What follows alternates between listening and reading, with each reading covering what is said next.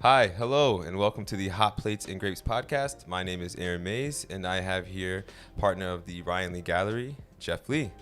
Thank you so much for having me. Of course, it's a pleasure. Legend. I gotta say, I'm super excited to have you here. I just want to first start off saying, how are you doing? How's everything? How's your family? Like internally, like how are you in lieu of all this in our world? Yeah, it's been a tough year, huh? And people always say 2020, we should have a do-over. But I should say no do-over, just like move on and hope that we can kind of just push forward to a new year. I've been pretty good. I feel very lucky and grateful to have a thriving business during this kind of market. And I've been actually mostly spending my time in the Berkshires, which is a place, Western Massachusetts, which is very idyllic and beautiful. And I have a really wonderful community up there with great people, which has been very important, I think. A sense of community is the most important thing to kind of get you through this. Of course. That's how I feel in my neighborhood. When I'm in Brooklyn, it's like I get to go out, I see a couple of my friends, it's a communal feel to where like it's not so bad as the news may make it seem, as the world may project the time to be. It's kind of good on the psyche.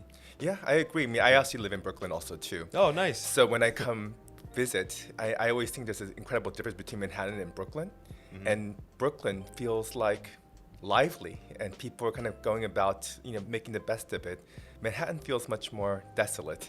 But now it's getting back, I feel like, after Labor Day, which is kind of nice to see. Oh, yeah. So, because I was going through Soho and I saw a lot of action. oh, yeah. And maybe that's just Soho. Maybe Soho just doesn't skip a beat. Maybe it's the downtown energy, I think. Yeah. Probably. Yeah. So we're drinking today one of your favorite varieties, Gamay. This is a Beaujolais-Villages. I'm excited. From Domaine Chapelle. Husband-wife combo. The former sommeliers now making wine. It's a newer thing these days, but they come from a winemaking family. So Okay. it seems a little more natural. They just took more of a restaurant approach.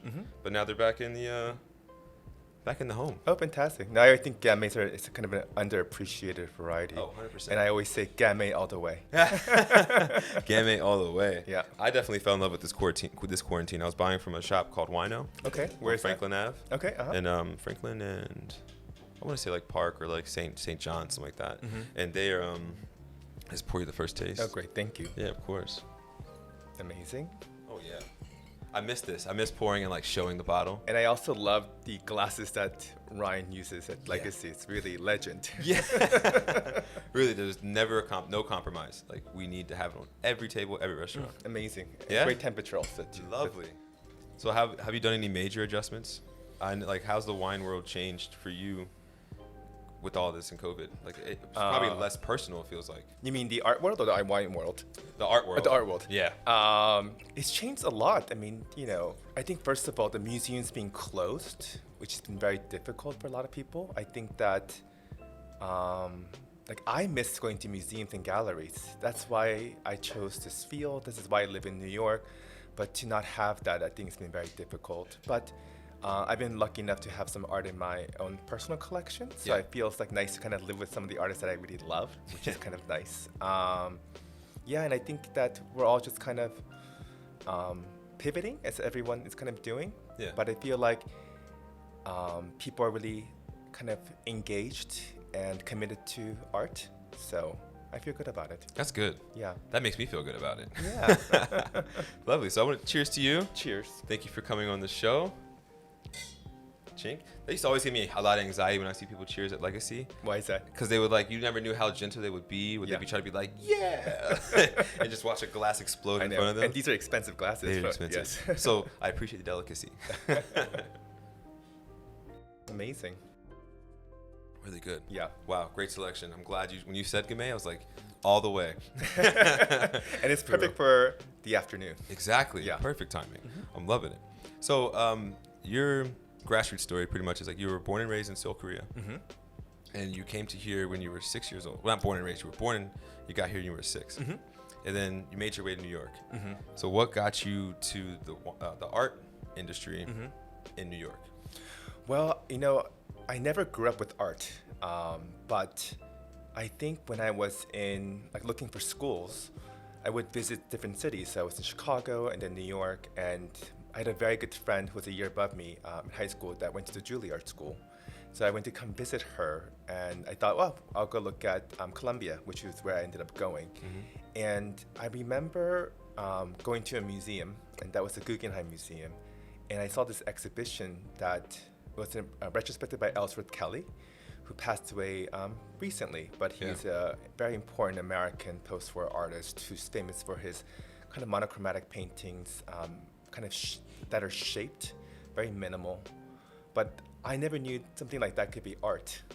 And seeing that in this beautiful Frank Gehry's building really kind of transformed me and allowed me to see things in different ways and kind of what art can do. So that's how I kind of got inspired, and coming to New York to study at school and be surrounded by all the great museums was really a privilege. Yeah, I can imagine on some of your off days, you probably spent a lot of time going to different ones, like the Whitney, the MoMA PS1, maybe the MoMA itself. Like, did you spend a lot of time there as well? Like, I can imagine you did. Absolutely. I went to so many different museums. And I think what's interesting, when I came to New York, the museums, except for the Met, were much more intimate spaces and smaller. So it's interesting to see how gargantuan the museums have become today. But I think it's so important. And I love how crowded museums are. I mean, not crowded for viewership, for viewing, but I think that people care enough to wait in line and see things, which I think is really great. Yeah, that's lovely. So what was your first job in the art world? Let's see. My first job after I graduated from college, I worked at a museum called the Cooper Hewitt Museum, which is on East 92nd Street, I believe, and Fifth Avenue. And it's part of the Smithsonian. And it's famous for its design collection. I was also kind of interested in design, but I worked in the drawings and prints department, cataloging a lot of their works in the collection. And I worked with a wonderful curator, my first boss, Marilyn Sims, who was a wonderful person to me. And I was there just for 1 year. And I wanted to explore the gallery world also too. The museum was really great, but things happened in a much more slower pace, I would say. And so I want to try different things. I think it's really important when you're young to try different aspects of a field. Of course. So you gotta dabble into a little bit of everything to find that exact niche. You got, So like you worked at that spot and like you were searching for more. At what point that like, okay, this is where I belong. Like I need to be here. I have this position and I'm gonna take it to the moon. God, I have I think a strange trajectory or unusual trajectory in terms of how I got here. I have a business partner named Mary Ryan who I met when I was 18 years old. And that was my first art internship after my freshman year in college. Actually, I was 19. And working in a gallery with her was really transformative to see how you can pursue a field that you're kind of passionate about, both emotionally and intellectually, but also make a living out of it. And I think that's an incredible privilege to be able to marry those two things that are so important in life. So I worked for her after Cooper Hewitt Museum. I did a little stint at an international gallery, but I've been working for her and with her now for, almost 20 years now. Almost 20 years. That's most of my life. Literally. That's beautiful. Yeah. So she pretty much like brought you on, embraced you, saw what you could be, and then just gave you the materials and let you fly like an eagle. Absolutely. I think that she really trusted me and also had great ambitions to make the gallery much more contemporary. For me, I love working with artists. She had specialized a lot with works on paper and estates. But I think that sometimes in today's world, things are very highly focused. But I think that everything's kind of connected. So one thing that I always liked about her and how we intersect is that she loves all forms of art, the way that I do. I love contemporary, but I also love Netherlandish paintings. I love Russian revolutionary art. I love Mexican art. So it runs a huge gamut, and I think that they all intersect somehow. And especially, I think it ties so much more in the hospitality industry too. Like, so you took on a position as the director before you became the partner, right? Absolutely. And then you were more into the wine and dining guests. Like you had a little more of a hospitable approach to art, which bled to the restaurants, just like Legacy. The minute you walk in, you're going to your table, you see Michelin Thomas Remember Me. And that's like what you experienced. Like she had the foot up, she had the, the sock marks on her ankle, and you can tell, she just got off. Maybe the day could have been long. Those socks may have been on for a long time. She's kicking back, the shirt's slightly unbuttoned, she has her records, you can tell she's in her vibe. And that's the vibe Legacy had. Well, exactly. And I remember working with Ryan when he was going to open Legacy. I helped him with one piece at Charlie Bird, and he came to me and said, I'm working on this huge restaurant. I want to have art an important part of the experience for his diners, but also for his staff, which I think is really beautiful. And I remember getting a tour of the space, and we had a certain kind of art program that we were thinking about, and I knew that we had to have a Michelin Thomas.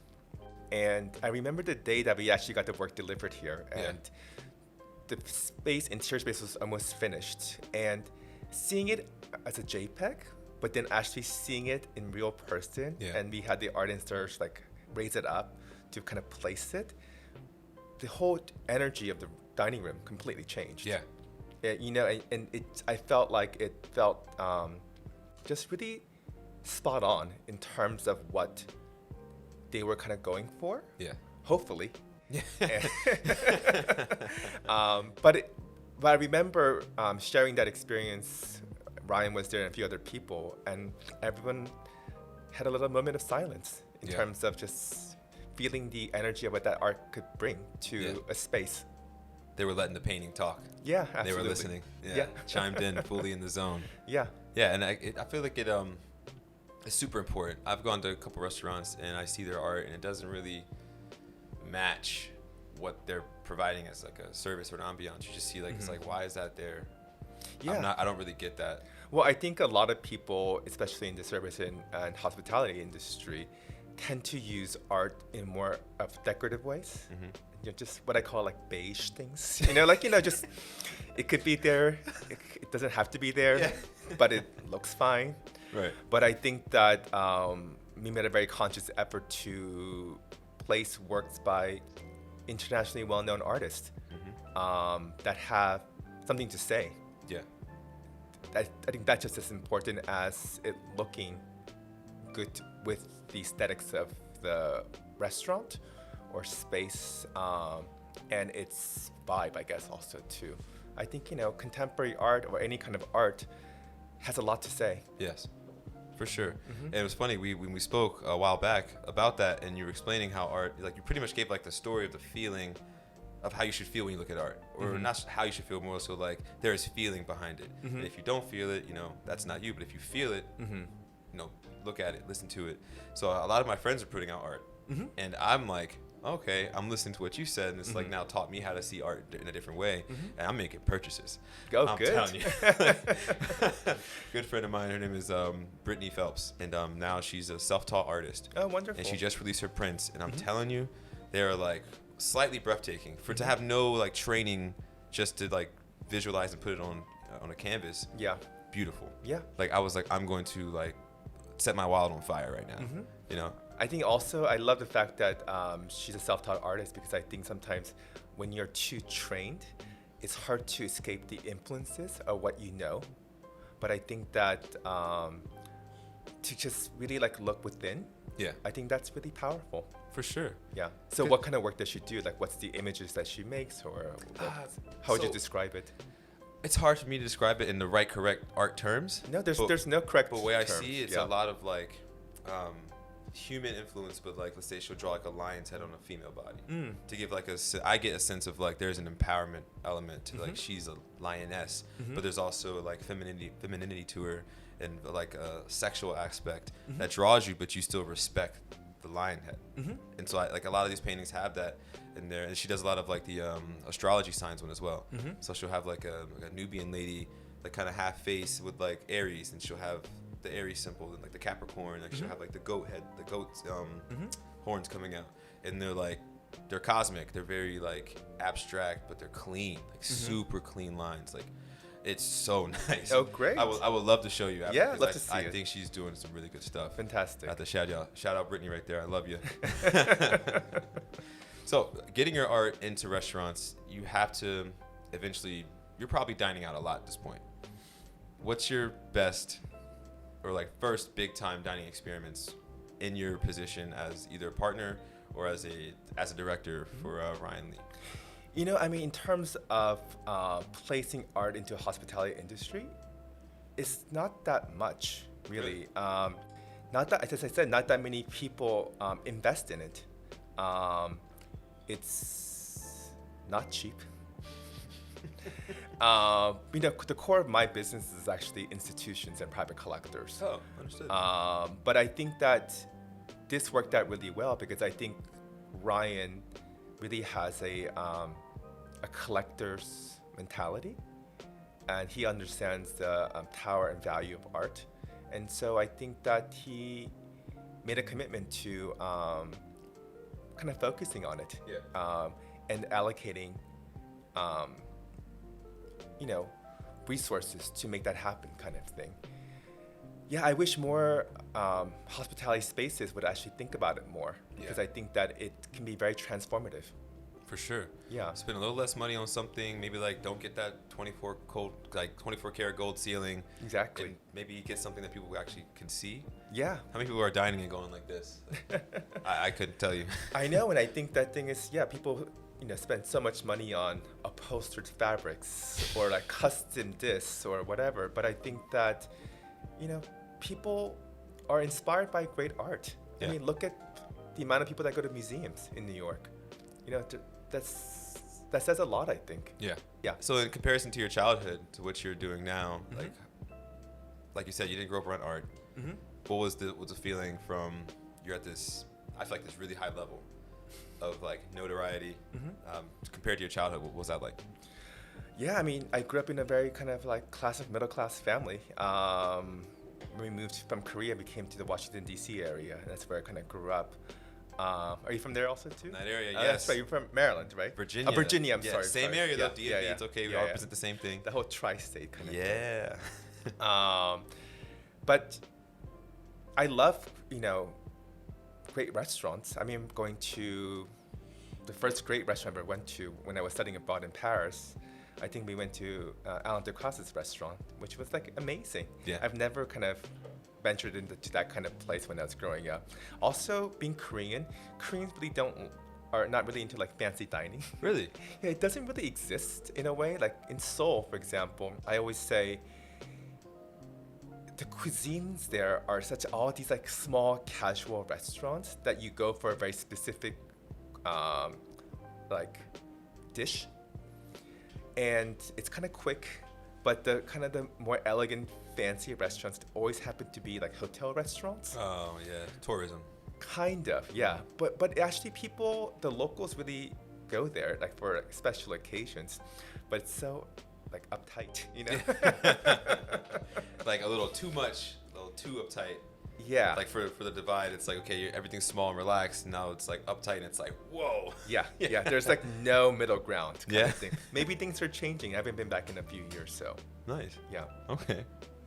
So, with your accomplishing what you've done with Ryan Lee and that gallery, like going in with your vision there, how does that compare to now, and how you approach your art and your sales, especially with your clientele?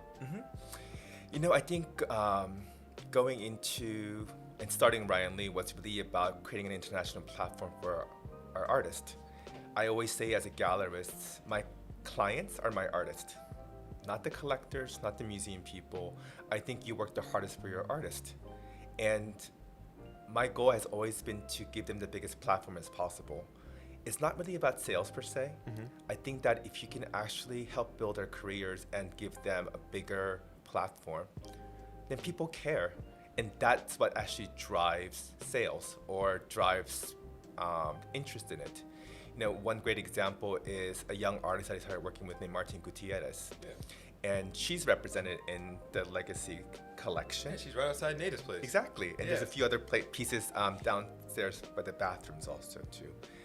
But she's I worked with her since she was 22 years old, just out of college, which is kind of unusual for me to work with someone so young.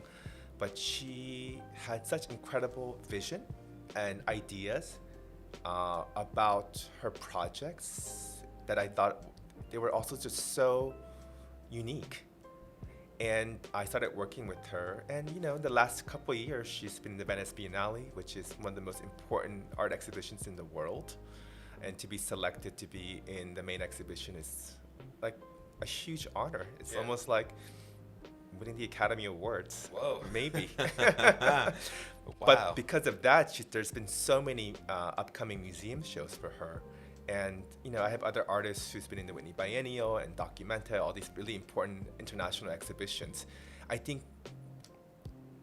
that's what I really want to do, is to give the artists that I work with a space that they can actually show and expand their audience. Because I think the artists that I work with have a lot to say about society, about philosophy, about culture, about all these different kind of things that I'm really interested in, which I think is really fascinating. And for me, it's important that the artists that I work with and the gallery that I have would hopefully be a part of like art history down the line. Yeah. That, next or 2 generations from now, some of the artists I have had the privilege to work with would be important enough that people will study them. Yeah. That'd be a beautiful thing. Yeah. And all because of you. Are you looking for the recognition? Sure. I mean, why not, right? Why not? we need some sort of motivation to kind of go on. It's not an ego thing. I just think that it's more about, if you do a good job, you're going to be recognized no matter what. Right. I think so. I mean, if you're a great chef or a great restaurateur, you will be recognized in different kind of ways. Right. At least within your industry, I would think. Of course, right. Yeah. The thing is that if you want to kind of break out and create your own platform and voice within an industry that you like, you are working towards to be recognized. Yeah. For some contribution that you made, and people are like, wow, that was really cool, or that's really interesting, or that was so smart. Yeah. Or all of it. Or all of it together. Lovely. So, what was one thing you underestimated, especially like getting artists off the ground? Like, what's one thing like you attempted to do, try to, like, say you got one meeting and it just totally like, well, I did not see that coming. Like, there was I think that you have to manage expectations. I think that it takes a village to make it all work. No one person can actually make it happen. But I think it's having open and honest conversations with your artist and looking at how the intersections of your networks to how to achieve the goals that you want to achieve for yourselves. I think that's really important. I think it's easy to say like, oh, I want more museum shows. Oh, I want more sales. But I think you need to come up with very concrete things to like work towards. Yeah. That I think that anyone would do. And I think that's an important life lesson. And also business lesson too. Yeah. To have concrete things to work towards. Right, exactly. Yeah. I totally feel you. So like anything great, like, or anything that, let's not get to great first. Like, did it ever get ugly? Did you ever want to quit? Say, I'm done. Yeah, I mean, the hardest for me was, I'm going to be 42 this year. Couldn't tell. Thank you. Mine's all the white hair these days. I thought it was a style thing. I thought we were graduating high school together. Yeah. Too kind. I actually, a couple of years ago, I think, the notion about having a midlife crisis, I think it's for real. I actually had a nervous breakdown. Really? Yeah, it was, I think the pressures of life and business kind of got to you, because I think that it's really easy to like lose yourself, especially in an industry when you're constantly working for other people, whether it's artists or collectors or whatnot. And I think that it was a very, very painful time. And I think that, like, looking back at it now, it was the best thing that ever happened to me, because it gave me a renewed sense of focus and what I needed to do for my own self. Yeah. I think it's so important to not lose yourself and your needs, because I think if you do, it will lead to like resentment and bitterness and just a lot of darkness. And I think that you always have to have a strong sense of self and balance in order to do good things for other people. Right. It took, I mean, it was a very, very difficult year from 39 to 40. And I actually remember celebrating my 40th birthday at Legacy. Oh. And, Nice. they have the beautiful private dining rooms. And it was so special to kind of be able to kind of come out of it. But also understanding that that process is not over. Right. I think life teaches you that things are going to happen. And how are you going to adapt and pivot and, I don't know, like learn from it. Right. I mean, COVID is a great example. Yeah. I mean, this has been a tough year for not just me, but for the whole world. Yeah. But I never felt like down or nervous about it in terms of the business part of it. But, personally it can be difficult. Totally. I mean, totally understand that. You wouldn't be human, I think, if you didn't feel things that are hard. Right. Yeah. I definitely took a deep look into myself during this quarantine time. The mind starts racing, think about a lot of things from the past come up, things about the future, and everything is just, whew. But then you realize, okay, the whole world is stopped right now. So let me relax for a little bit. Let me take my mind off things for just a little bit. And then you recenter, you refocus, and you say, it's not, for me, it was like, it's not that bad. Yeah. I have my health, I have my life, I have my apartment, I can buy food for myself, I'm totally fine, everything is good. Sit down, let's plan for the next step. Yeah. I think, what you just said is so important, because I think having a sense of gratitude will actually kind of get you through a lot. And that's the kind of the positivity or a shift in perspective. One of my life mantras after having experienced what I did, it's that your mind is your greatest obstacle. It's also your greatest solution. Yeah. You can be in a situation, or you can face something, but it's your perspective about it. And a shift in perspective can really change things. It's very difficult to do, but I think that it takes practice. Yeah. And I think it's important to have. It's an important tool to have in cases like COVID or another pandemic or societal crisis of what we're going through right now. I mean, it's kind of dark. A lot of trauma. Thank God we have Gamay. Yeah. So are you now comfortable taking on more projects? Absolutely. I feel kind of invigorated. I think the gallery is like expanding. We're definitely working with some new artists and doing important historic shows also too. Not just contemporary. We have a great show right now of an artist who passed away not too long ago named Amos, who was an important artist who happens to be African American, and she was working since the 1960s and really kind of dealing with the ideas of race, gender, class, all of it through her paintings. And she's finally getting the attention that she deserves with the big retrospective opening next year.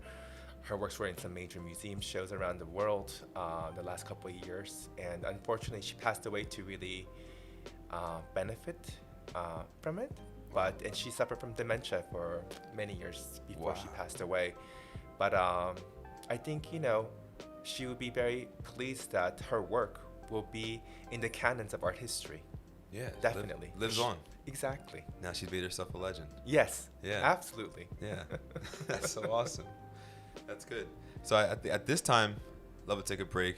Nice intermission. Let the wine do its thing. Sounds good. Yeah. And we'll come back after these brief messages.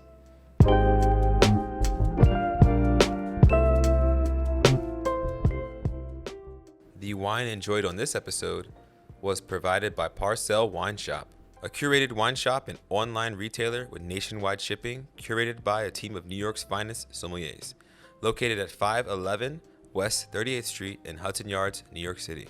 Subscribe to Parcel's Wine Drop, a new delivery service featuring 3 hand-selected bottles for $95 per month. Parcel, wine for every scenario. Hey everyone, I hope you are all staying safe and healthy out there. The world right now is a scary place, and I truly believe that everyone should be taking the necessary precautions. In a city like New York, delivery services are literally saving lives. And here at Hot Plates and Grapes, we try to do our part to help as well. Instacart is an online delivery service where you can have a large range of produce, groceries, yes, even wine brought right to your door. Personally, I use it very frequently, and you would love how easy and convenient it is to use. So follow the link in our description box or go to Instagram and click our link tree to start shopping today. And remember, tip your delivery person and stay safe, everyone. Thank you. The Hot Plates and Grapes podcast was brought to you by Delicious Hospitality Group, the group that brought you Charlie Bird, Pasquale Jones, Legacy Records, Ada's Place, Easy Victor's Cafe, and a brand new restaurant that's coming soon. These are my favorite places in Manhattan where you can eat great food, drink fantastic wine, and listen to a fire curated playlist. Place an order today.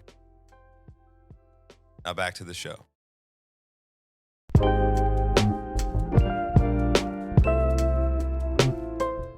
Hello, welcome back to the Hot Plates and Grapes podcast. I'm Aaron Mays. I have Jeff Lee here, and we're back to talk about New York and how that features in your career.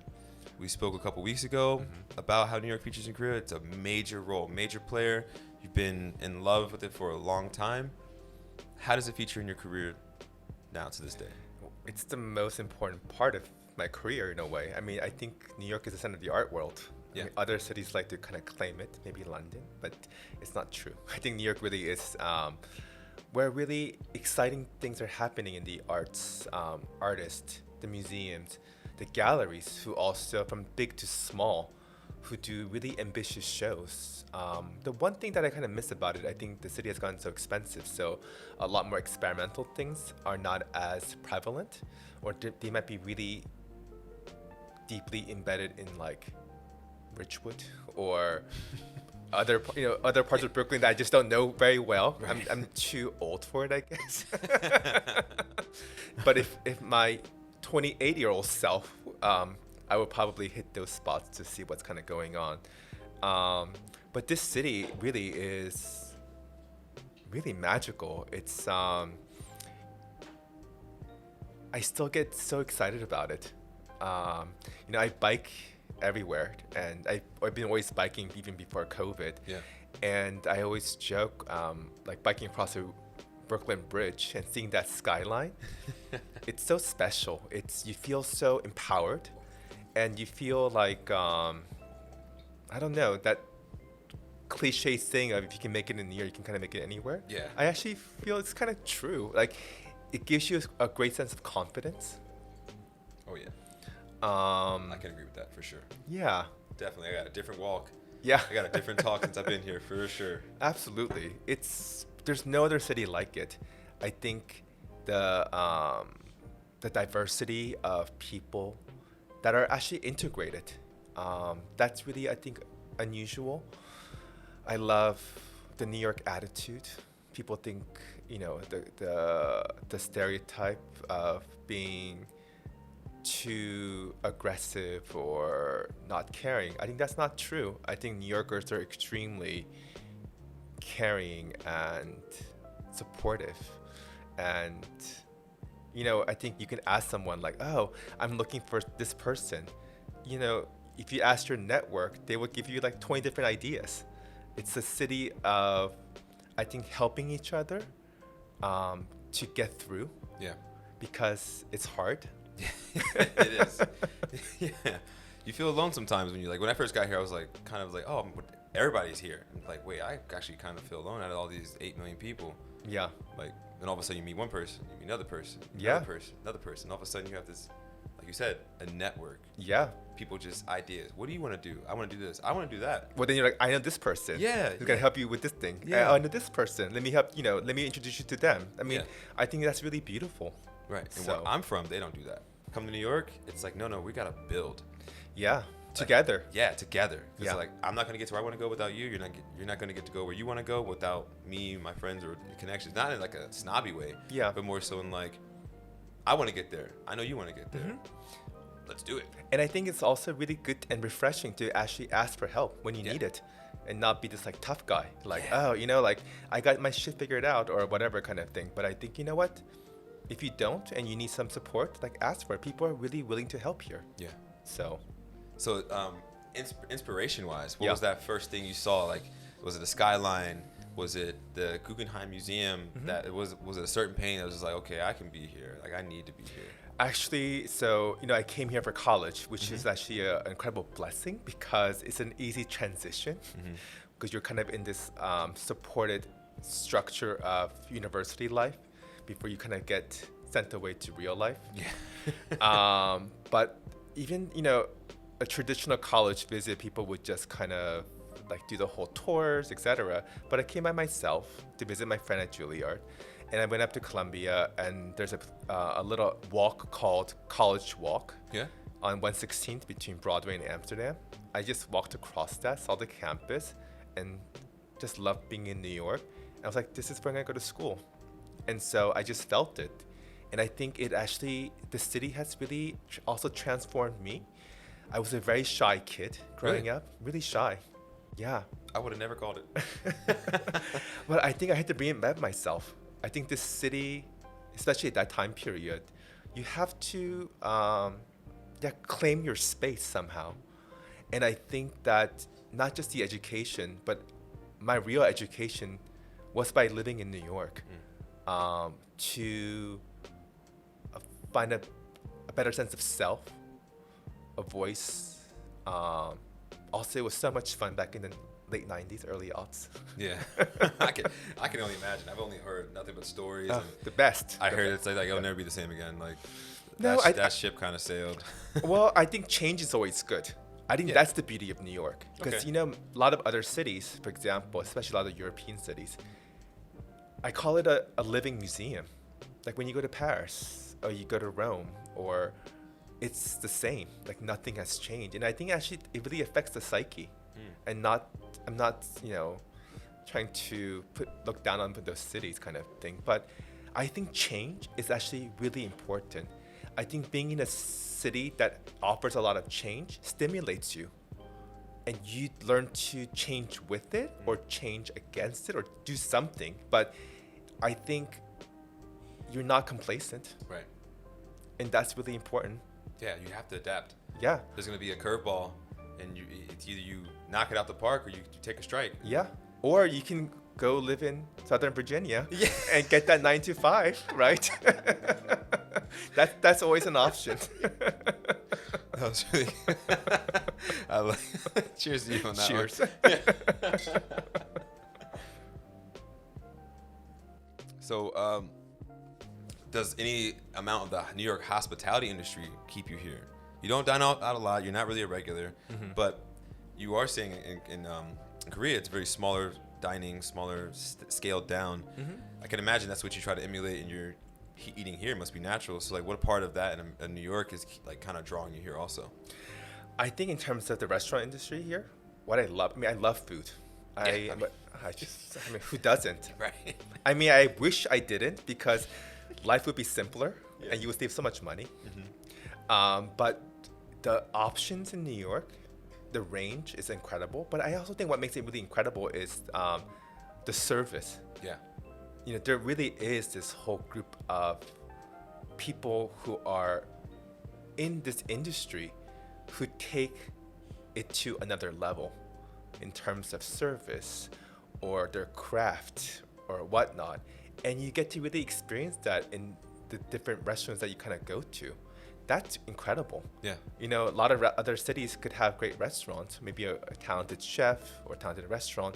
But if you don't have the infrastructure to support that, having, you know, a great maitre d', having a great wait staff, having great, like, you know, runners, you know, line cook, all of it, it takes a village to make it work smoothly and to kind of convey that. And I think that's really important. And I think New York really offers that. And that's why when you go to a restaurant, you rarely have a bad experience, I think. I can agree with you on that. It's very seldom, even if it was not the greatest, I know for a fact anywhere else in the world, this is amazing. Yeah. Yeah. No, I think they take that to a new level, which Yeah. is really great. This is why actually I'm not a big fan of fast casual. Really? Because I think that it takes away from some of that aspect of like full hospitality in Yeah. a way, which I think is really beautiful. And I'm not talking about just the fancier restaurants, and even like the hole in the walls offer incredible service in different kinds of ways. Yeah. You know, I mean, a lot of Korean restaurants in Koreatown are like so efficient and great service and great food, and they can turn over like there's no tomorrow. Yeah. I mean, It's like almost effortless. Like the systems and the techniques they use, you don't even notice that they're doing a certain thing. Mhm. Even at Legacy, we would have a way to get the table back without making you feel we need the table back. And I really Yeah. appreciate how you said the runner was very important. yeah, Like that is a small detail people forget, because if somebody runs your food and like they don't know what they're even giving you, Mhm. like sometimes, like especially when I started off, I kind of was BSing a lot of food drops. Mhm. I was like tuna, jalapeno, this. They're like, oh, what's that? Be like, and that kind of drops the ball. They were like, Yeah. how does he not know what's going on Mhm. in his own establishment? yeah, So I got to a point where I was like, okay, I need to know the layers, not just like the three-liner, get down to the details. So if they ask me, boom, there's the information right there. I'm back to where I need to go. yeah. I think the thing is that when you're operating a business in New York, it's a competitive market. Yeah. And you have to really know your stuff. And I think a great business owner knows every single facet of their business. And this is why it's really important to start from the ground up. Mm-hmm. Because it's only through that you get to really understand these small things. What seems kind of small Yeah. could turn into something like major that can ruin an experience for somebody. Yeah. And that can have a domino effect. Oh, yeah. You know, and in the artwork, for example, I always tell my colleagues, like shipping of artwork, or a collector or museum could buy some really incredible artwork, and then there's a shipping mishap that just completely ruined the experience for so many people. Yeah. I think that can jeopardize you from them not coming back to you. Oh, 100%. Like everything might have been great. Like, whoo, like I've had times where I've had a really great start off. I approached the table perfectly. I Yeah. knew all the wines I was going to get the person. Got everything done. And all of a sudden, the duck takes 30 minutes. Mm-hmm. Then it's just like, well, that was going really great until then now. Yeah. So like, yeah, that was great. Now the duck took 30 minutes. All I'm thinking about now is how that duck took 30 minutes. Yeah.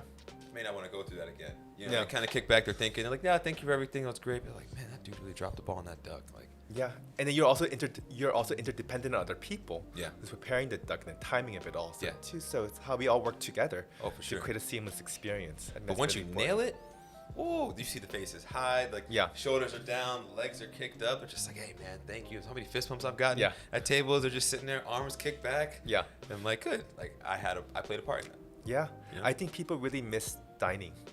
God, you have no idea. Yeah, You have no idea. The minute outdoor dining and more places got patios, I Yeah. was out there. yeah, yeah. I was risking it. I'm sorry. Yeah. Sorry, world. I had to go. I know.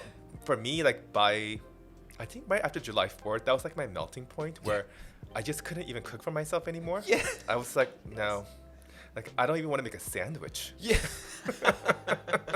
I'd rather just like drink something. Right. Yeah. Like I can make myself a drink at the house, but like, man, I just want a nice curated cocktail. Yeah. With a well thought after like meal. Yeah. Because I'm not thinking that well for my meals. I Yeah. try to make handmade pasta. I'm messing up some process, and I'm not really going to enjoy my own cooking. Yeah. I need to get back out there. Yeah, yeah, and also for me, I have this thing about supporting restaurants who've been in the business for a long time. Yeah. You know, I think they're survivors. Like Yeah. I love, like Odeon. Yeah. I mean, that place has been going on. It's like a cockroach. I mean, it's a survivor. Survive a nuclear bomb. Totally, Yeah. and it's the same. Yeah. Since I used to go in the the 90s, like the late 90s, you know. And they're still here. They're still here. I think that's There's a lot of amazing. places that didn't survive though. I know. A lot of good places, a lot of staples. Well, I think that's the hard thing about the New York market. Yeah. People are finicky and people want change. And I think the ones who can survive 20 plus years, wow, like Yeah. they're doing something right, Exactly. you know? That's what they told us when I was at ICE. They were saying, hey, 80% fail rate in New York, but when you're successful, you can still fail. Yeah. You could be here for 20, 30, 40 years. All of a sudden, you got your life. There was a restaurant in West Village, right around the corner from the Blind Tiger. Okay. I forgot the restaurant name, but it was there for 42 years. Oh, what kind of food was it? Do you remember? I really don't remember. I would walk by it every day. I just never ate there. I would see it packed. They even shot an Amazon Prime TV show there. Oh, interesting. I gotta find it. Gotta look it up. I should have came prepared for that. but they closed, and they During were like, COVID? No, before. before. This was like a year and a half ago. Got it. And I'm thinking 42 years. Like, how much you should have had money in savings and the other. I'm like, how'd that happen? And I realized there's new places popping up. Yeah, the rent's going up. But maybe also they just wanted to have a shift in their career. That's true. I mean, in-game is everything. It's not always a financial thing when restaurants close. Sometimes you can close on your own volition. That's beautiful too. Yeah. walk out a hero. Yeah, you're like, don't live in long enough to be a villain. Yeah, you're like, I'm done. Yeah. I've done all I could. 42 years probably is a great run. peaceful. Yeah. I want to have that in my life. Yeah. To where I build something so great. And like, I didn't get canceled. I kind of canceled myself. Jerry Seinfeld, the whole thing. Just like, I'm good. Yeah, I think having that sense of autonomy is really important. Yeah. Absolutely. 100%. So I need to hear it. I'm so curious, since you've been here since college. You have to have a crazy New York experience. I know for a fact you've gone out there and just lost it until the sun came up. Yeah. I mean, what you got for me? When I was really young, absolutely. Yeah. I think my funniest story is, I remember, God, this was so long ago, but when the box first opened, and I don't know if it's still going on or not, but it was a kind of a burlesque club in the Lower East Side, and they would have these new shows. I think it was at 1:22 in the morning, or at 1. It was like very specific time, and so a friend of mine knew the owner, and she invited me to come, which was really fun. It was like one of the hottest places to get into. I mean, it was very hard, but we went. I was sitting in the front row. And that night was this crazy show, and I remember the MC picked me to come on stage. What? And it was what I call shock and awe. Yeah. But I just remember being seated on this crazy, like Louis XIV style velvet chair, like a throne. A blindfold was put on, a gag ball, and then all I could hear was the curtain opened up, and then all these burlesque dancers started coming down and started undressing my shirt and like kind of just, and then the light with the music would stop and the curtain would close, and it would happen again like a couple times, and it was just kind of insane. But that night, things I saw was like, I mean, I don't even can say it. It was so kind of crazy. I don't think things exist like that anymore in New York. But the other really great thing that I love, if I can say two things. Oh, hit me with it. Yeah, it's kind of the opposite. There's a thing called the Loft Party. I don't know if you've heard of it or not. Yeah, you were talking about that. Yeah. It's, I think, God, right before COVID, it was either the 40th or 50th anniversary, I can't remember, which is horrible, but it was started by this man named David Mancuso, and he was the original Loft Parties in New York, and it still goes on. It's, you get an invitation by mail if you're on his list, and you can bring up to like 2 or 3 guests, I can't remember, and it's only for like 200 and some odd people for each time. It's from 5 to like midnight or 1, and it's all disco music. But the crowd, it's like people in their like early 20s, like these like Bushwick hipsters, to maybe like ex-Soul Train dancers, people in their 70s, like all just kind of together and for disco music and house music, and it's really beautiful. And the message they always talk about is called "Love Saves the Day," and I think that to see that continuation in New York, it's really. I don't know, it makes me really happy. So, I love that. I wish I got a mail invitation for that. That sounds so Next cool. time I'll invite you. Oh, yeah? Yeah. Nice. That's awesome. I love that. Need to be like, whoop, whoop. Yeah. It's interesting you mentioned the Loft, because there's the artist, The Weeknd. Oh, yes. Yeah, I mentioned that. Yeah. He made a song called The Loft, and he mentions, like, in the one line, he's like, oh, something the loft in the middle of the city got the whole city rolling with me. That was like the line I had to research. I had to listen to the song again because I know Yeah. he mentions kind of the city specifically and being in a group party. And I think It's a there really was good song. And there was a reference to balloons. You said, right? Yeah, it was the mixtape's called the House of Balloons. Yeah, and the balloon feature is very important in that party because it's. I mean, he had a very tragic story, but balloons represent the sense of like happiness, and the Lofts has these incredible balloon works, and that's kind of their thing that they're kind of known for. That's so cool. Like, yeah, it started like 40 years ago and it bleeds into like 2010. That was like, it came out in like 2010 or something like that. So it's interesting now how it all ties in. That's really cool. Networks. Yeah, exactly. The networks of New York for sure. So I want to talk about like now like some contributions. Like we've already had talks about how you feel like how art should be and how art should feel. So like what do you feel like you're bringing to the table in reference to the art world, and what separates you from those who are partners, directors currently? I always say that I'm always drawn to art. Like what I used to like to say is art that processes life. I'm very an emotional person, I think, and I think that's my strength. I like all kinds of art, even conceptual practices, but I need things that are kind of emotional, or things that, that notion of when you're processing something that you can't put into words, but you have this like need to create something to like express yourself. I think that's really poignant and beautiful, and I think a lot of the artists that I work with kind of exemplifies that, and that's something that I think I would like to contribute to show those kinds of artists. Yeah. Are you looking to do any classes on how to feel art, how to do art for plebeians like me? I don't think it's something that you can like teach per se, Yeah. but I will give you this one analogy that I always kind of reference when I do class, or when sometimes like grad schools invite me. What makes good art good? I always say, and I always kind of parallel the idea of like performance or like theater or whatever. Like when you go to see performance, for example, and let's say you see the same thing like 3 nights in a row.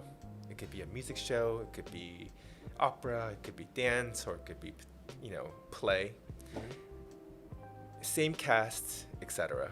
But one night, it just feels magical, and the whole audience is standing up and clapping. The other 2 nights, it's like it's good. That space where the difference between good and this like feeling that you need to stand up and clap, that's the space where I think great art fulfills. It's hard to describe why that was better than the other night, but you just feel it. And it sounds so cheesy maybe, but I think it's really true. But I'm glad it's like it's more simple than it is complex. Yeah, I think it's visceral. I think that, we use language to talk about things, but in the end, I think it's about how you feel about it. The body is important. The body is your gateway to both emotions, but also intellectual curiosities, all of it. It's how the body feels and how it kind of like perceives it. I think that's important. At what point Mary Ryan let you express your personal voice? Because you had to probably been working under her for a little bit. You're speaking so eloquently now about how art should be seen, like your body. Did she like see that and let you just like take off with your own voice? I and, feel like, very, speak for very it? grateful. She actually really gave me a lot of autonomy early on. She gave me a platform to be able to kind of do my thing, but I also was a very responsible person. So I actually, I made some good sales and did the right thing. And she always told me that she always wanted to be business partners. And I think what's really special about our relationship and makes it very distinctive is that we are business partners of different generations. She is, a generation older than I am.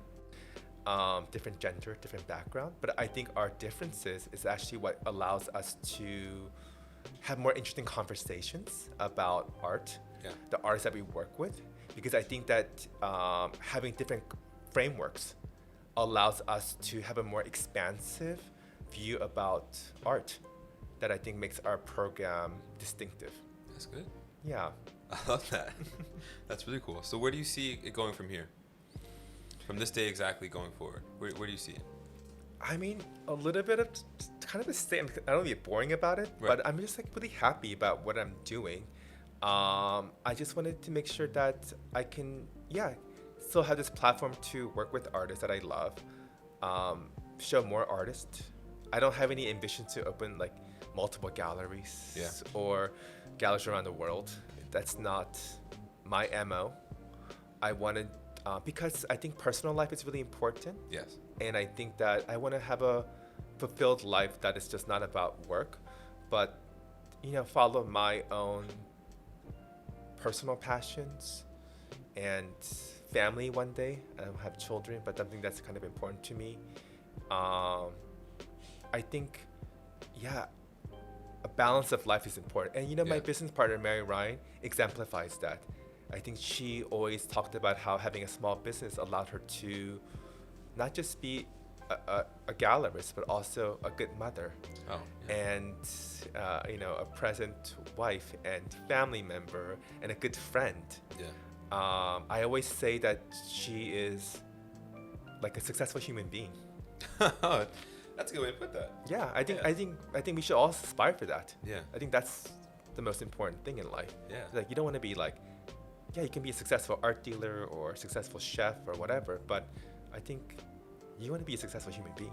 Yeah. It's funny how you mentioned, it's not funny, but it's good how you mentioned like the friendship aspect. A lot of people put like they have family, it's like, God, work, family with some people. And they forget all about friendship. Oh, so important. Like friendship is like the escape, I feel, from all those three things. Well, I think also in New York, friendship is more special. Yeah. Because I think your friends can be your family. Yes. For a lot of people. I think a lot of people come to New York to escape their own past. Yeah. It could be traumatic or whatnot, but they develop their own communities that become very, very, it's like more than friendship in a way. But I think we have to be good to each other. Yeah. It's like we're all in this battleground of New York, and then we're just band of brothers, for lack of a better term. Yeah. And like you're just all together. It's like we're gonna get through this, and like now that we've been through this, even people I've met for only a year here, they've gone somewhere else, but still the connection's there. Because it's like we were in this together. We all survived here together. Yeah, and I think I'm not to interrupt, but I think it's also important that you put the effort into it. I think friendships and relationships all only last if you put the time and effort into it. Yes. And that's important. If that's important to you. Oh, it's so important. Yeah. Like my thing is, I love getting together with like old friends, new friends, and doing like food events. Like let's grill, let's do an oyster party, let's go to the park, let's play. Like I'm in a group chat with like 15 people. We just play basketball. Amazing. Yeah, we go at 8 o'clock in the morning. We do some drills, or like 5 p.m. we go play. We take over the whole court and just play, and it's so awesome because it's like I was just shooting in the hoop by myself, and eventually now I have like a basketball family. I have a food family. I have a like professional family. Like all these things are tying in, and it's just like, and I have my family in Virginia, and it's like I feel so loved. It's like, whoo, like, I can get through anything. That's a great feeling, isn't it? So lovely. To feel supported, especially times like COVID. Yeah. I think I said earlier on, like when I'm in the Berkshires, for example, I put a lot of time and effort into creating a community up there. And the community up there is not just about acquaintances. They're incredible friends that feel like family. Yeah. And to have that, it's everything. Yeah, 100%. That ties perfectly in to this next segment. Okay. Friends, family, anybody you're dealing with at the moment, any projects you're dealing with, now's your time to give them a shout out and plug in any projects, anything, any artist that's just killing it. I'll give you this time to show love to the people who show you love. Thank you so much. Yeah. I'm actually really excited about this new project I'm working on. It's going to be our next show at the gallery. It's an artist named Herbert Gentry, who passed away many years ago. It's going to be the first show at the gallery, and his first show in a long time. He grew up in the Harlem Renaissance, and he moved to Paris very early on, right after World War II, with the GI Bill in 1946. And he actually started a club there called Shea Honey, which became this incredible center for a lot of expat artists and writers and thinkers, including like Ed Clark, James Baldwin, incredible jazz musicians. And I'm really excited to share his work and his story because I love this idea about an artist who crosses the Atlantic and bridges these two continents together, especially, and also still feeling like the idea of being an outsider because of his race. And his artwork is really about human connection. It's their kind of primitive figurative works. They're not distinctively anything, but it's about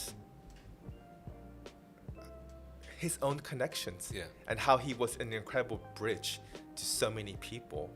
And I think that's a really powerful message for our times now. Yeah. That how we can be great conduits and bring people together, regardless of where you're from or what you are and background. And I think his work and his life really sought that.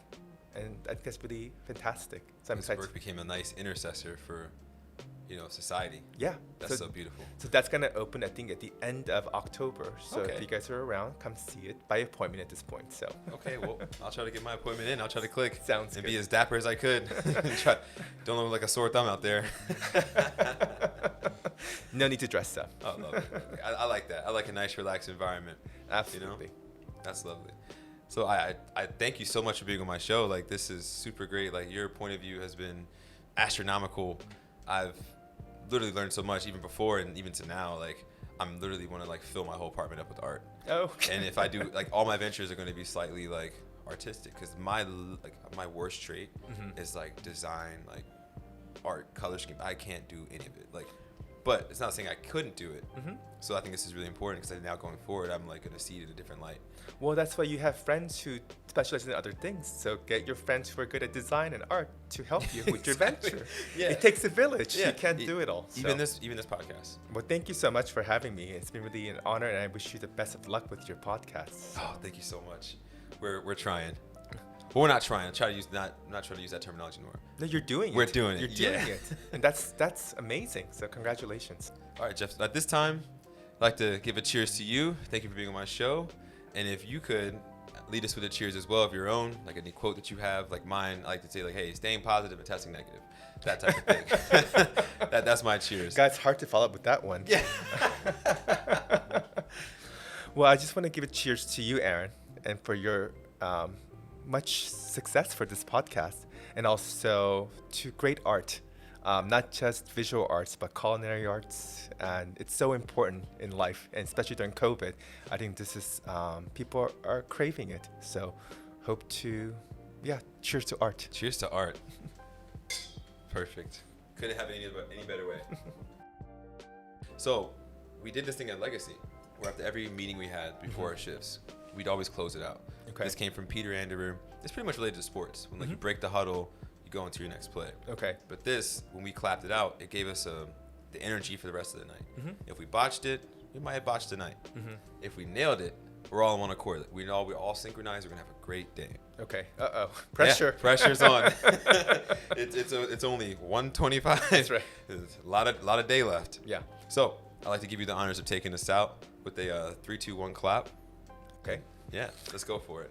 3, 2, 1, clap. Nice. Yes. That's so beautiful.